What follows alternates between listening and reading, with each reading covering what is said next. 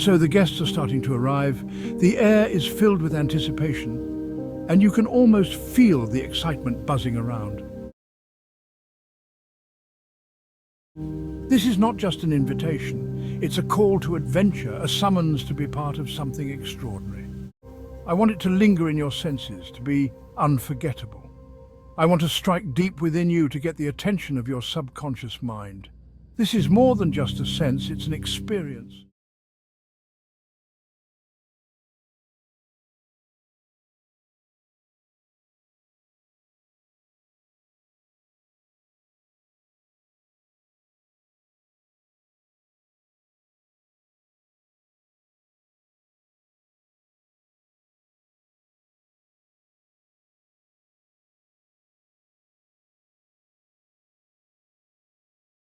I know that sounded a bit crazy, but crazy is the name of the game. In a world where more and more behavior is being compared to mental instability, it's beneficial to remember not everyone who sneezes has a cold.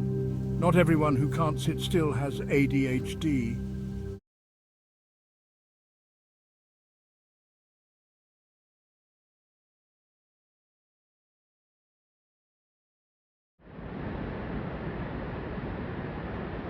A Man Cut into Slices by Shane Wright.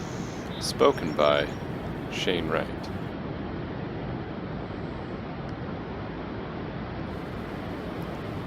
Looking all around, he saw no cameras, no witnesses, nothing to pin him to the scene. Nah, that's messed up, he muttered as he unlocked his phone. He saw his news app next to the phone app and remembered reading an article a few days ago about the ongoing homeless crisis. He also remembered being pretty annoyed after reading that. "You're a freaking bum," he said suddenly to the unconscious man. "You rely on working people like me. I pay my taxes. I give back to my community. What do? Sit in your stupid makeshift tent and get drunk and high all day? I should leave you here, and if the universe wants you to survive..."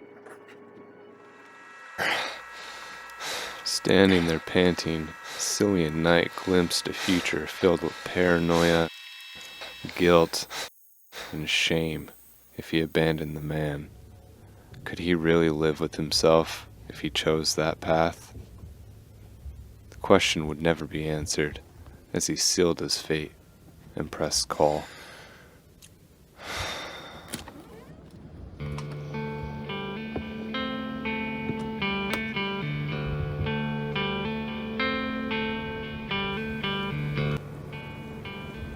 Chapter 1.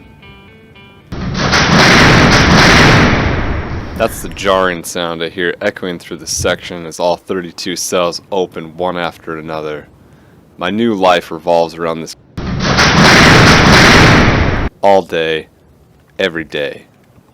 At any given moment, I'll be in the middle of a card game or walking laps when I hear the of all the cell doors popping loose from their locked open position. Next, the copper in the section starts yelling, "Rack in, rack in, rack in." This could mean any number of things is going on. Maybe a fight broke out anywhere in the jail. Maybe someone tried to kill themselves. Maybe we're getting raided randomly. Maybe the copper in our section is just having a bad day and wants to flex the small amount of power they have in their life. And of course, it could just be time for food. It's my first breakfast out of quarantine and in minimum security pop. The night before, my new cellie had hyped up today's breakfast as the coveted biscuits and gravy with a carton of milk. I do not buy into his enthusiasm because I've already had 4 days of meals in this freezing hell. They don't give us food for our meals. They provide feed for livestock. We are all waiting outside the entrance to our open cells while the trustees bring the food cart in and pre-count the trays. The copper then calls out bottom tier to line up. We line up single file and he passes us an orange plastic spoon, one by one. We continue single file where we eventually get handed a tray by one of the trustees. My cellie is right in front of me in line, and without me having to ask, he turns around and motions me to follow him. Since our tier went first, we have dibs on a seat at the tables. If there are no spots, we're supposed to take our tray to our cell to eat. I sit down with my tray and look at the supposed best breakfast of the week. It looks just as miserable as any meal I'd seen thus far. I pick up a biscuit with my hand, and as I take a bite, a large portion turns to crumbs falling on my lap, which I lazily brush onto the floor. I glance around at the sleepy-eyed inmates chowing down on their favorite meal when I notice a pair of icy blue eyes staring right at me. Surrounding the eyes is a pale face with inked lightning bolts and a shiny bald head. In a flash, lightning turns to thunder as the creature opens his mouth. Do I look like your fucking maid? You think I'm your mommy here to clean up after you? Everyone at the table is looking now, and I can feel the cops and cameras zooming in on me. I think I hear my ancestors turning in their graves, and even God himself stops playing dice to look down. Everyone is waiting to see what I say. But before I'm able to even finish the O of my answer, the demon starts talking again. That's right, I'm not. So learn your fucking manners, or I'll learn them into you. Got it? He does not wait for my response, just turns to his food and takes a bite.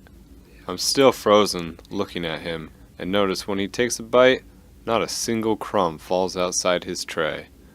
I grab my spoon and grip it hard, trying not to show how bad my hand is actually shaking. Out of the corner of my eye, I can see my cellie's head shaking back and forth slightly. I can hear him thinking, this kid has a lot to learn.